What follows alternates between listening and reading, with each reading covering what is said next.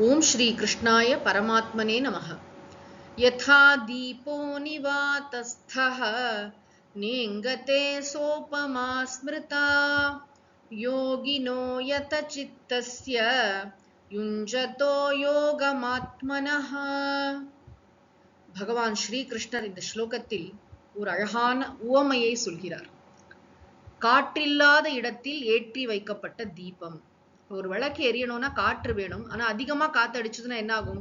அது வந்து அணைந்து போய்விடும் இல்லையா? அப்ப சாதாரணமா நம்ம வந்து விளக்கு ஏற்றும் போது என்ன பண்றோம்? ஒரு கண்ணாடி கூண்டு வைக்கிறோம். அந்த கூண்டுக்குள்ள விளக்கு ஏற்றி வைக்கிறோம். இந்த காற்று அப்படிங்கிறது புலனின்ப நாட்டத்தின் குறியீடு. மனசு அசைந்து கொண்டே இருக்கும் இல்லையா? எதையாவது ஒண்ணு நினைச்சிட்டு இருக்காம பரிபூர்ண வைராக்கியத்துடன் தியானம் செய்ய வேண்டும் என்பதை பகவான் மிக அழகான ஒரு ஓமையின் மூலம் சொல்கிறார்.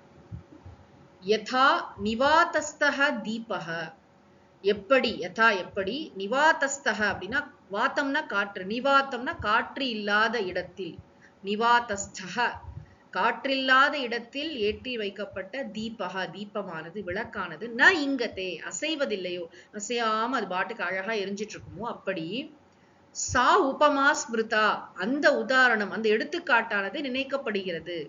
எதற்கு அப்படின்னா யத சித்தஸ்ய தன்னுடைய மனசை வந்து நன்றாக நெறிப்படுத்தி இருக்கிறான். ஆரம்பத்திலேருந்து ஒரே விஷயத்த பகவான் சொல்கிறார்.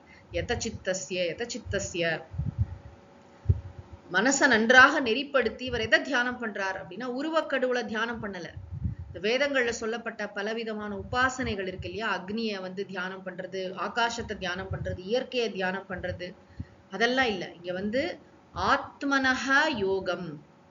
ஆத்மனஹனா தன்னை பற்றிய, தன்னை மெய்ப்பொருளாக உணர்ந்திருக்கார் இல்லையா?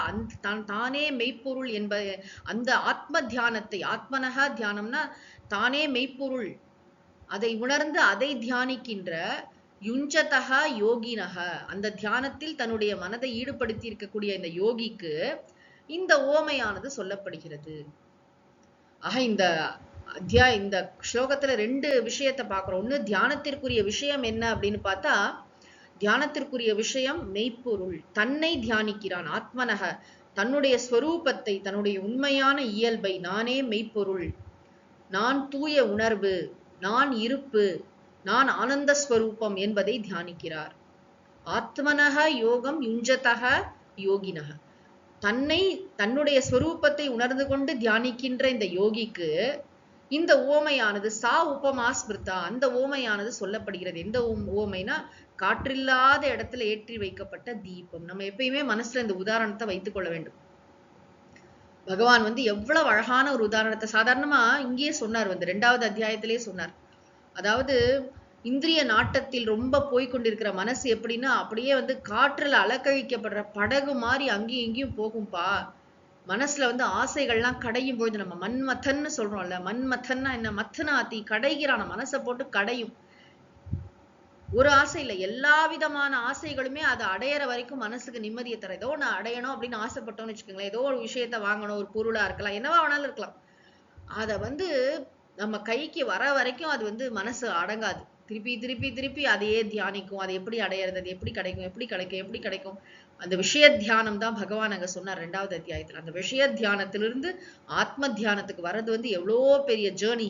ஆக விஷயங்களை தியானிச்சு என்ன கண்டோம் அப்படின்னா, ஏதாவது ஒரு பொருள் அடைஞ்சோன்னா அதுல ஏகப்பட்ட, அதனால வந்து கிரீடு வந்தது. அதை நமக்கு தக்க வச்சுக்கணும்னு ட்ரை பண்ணோம். அது கிடைக்காத போது கோபம் வந்தது. அதனால படிச்ச விஷயங்கள்லாம் மறைஞ்சு போச்சு, ஆளே அழிஞ்சு போயிட்டான். இப்படி ஒரு இது சொன்னார் 2வது அத்தியாயத்துல.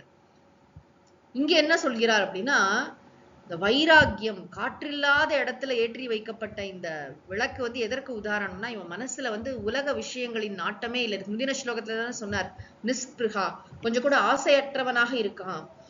உலக சர்வகாமேபியா நிஸ்பிருகன்னு சொன்னார். எல்லா விதமான உலக விஷயங்களையும் இவனுக்கு ஆசை இல்லை இல்லையா? அதனால மனசு வந்து இவனுக்கு வந்து கோஆபரேட் பண்றது. யத சித்தஸ்ய மனசு வந்து அமைதியா இருக்கு. இவன் தியானம் பண்றதுக்கு மனசு இடைஞ்சல் செய்யல.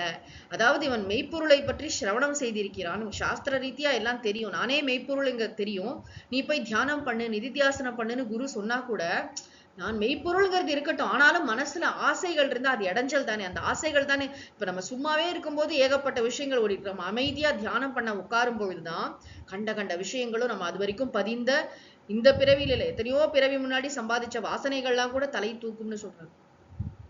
அப்ப இந்த மனசு அமைதியா இருந்தாதான் நான் மெய்ப்பொருளை தியானிக்க முடியும். இப்ப மனசு அமைதியா காற்றடிக்கிற இடத்துல இருக்கக்கூடிய விளக்கு மாதிரி இல்லாம காற்றில்லாத இடத்துல அழகா எரியக்கூடிய விளக்கு. அந்த மாதிரி இவனோட மனசு வந்து வைராகியம் மிக்கவன் இந்த இந்த தியான யோகி, இந்த ஆத்ம ஞானி எப்படிப்பட்டவனா இருக்கான்? இவன் மனசுல வந்து புலனின்ப நாட்டம் இல்லை. அந்த காற்று இவனுடைய போக்கஸை வந்து, அவனோட வழக்குங்கிறது என்னது? அவனோட போக்கஸ். அவன் மெய்ப்பொருளை தியானிக்கிறாளே, நானே மெய்ப்பொருளை நினைத்து அவனுடைய உள்ளம் அப்படியே மெய்ப்பொருளில் ஒடுங்குகிறது. அது வந்து என்ன சொல்லுவா, அகண்டாக்கார விற்த்தின்னு சொல்லுவாங்க. அது அப்படியே மெய்ப்பொருள் மயமாக ஆகிறது. எந்த பொருளை பார்த்தாலும் அவன் மெய்ப்பொருளாகவே பார்க்கிறான். மெய்ப்பொருள் காண்பது அறிவுன்னு சொன்னார் இல்லையா திருவள்ளுவர். அதெல்லாம் தியானம் பண்ணணும், ஆழ் மனசுக்கு கொண்டு போகணும். இப்ப வந்து நான் மெய்ப்பொருள் என்பது வந்து அதுதான் உண்மையான உண்மை என்பது நமக்கு நன்றாக உரைக்க வேண்டும் என்று சொன்னால் அதை நம்ம நிச்சயமா தியானம் பண்ணணும். அந்த தியானத்திற்கு இந்த புலனின்ப நாட்டம் என்பது இடைஞ்சல் என்பதை பகவான் மறுபடியும் இந்த ஸ்லோகத்துல சொல்கிறார். ஆக எதை தியானிக்கணும்னா ஆத்மஸ்வரூபத்தை தியானிக்கணும். எப்படி தியானிக்கணும்னா மனசுல எந்த விதமான ஆசைகளும் சலனங்களும் இல்லாமல் இந்த தியான யோகி தியானிக்கிறார் அப்படின்னு ஒரு அழகான உவமையுடன் பகவான் இந்த ஸ்லோகத்தை நமக்கு அருளி இருக்கிறார். ஓம் சாந்தி சாந்தி சாந்திஹி. ஹரிஹி ஓம் தத்சத். சர்வம் ஸ்ரீ கிருஷ்ணார்ப்பணமஸ்து.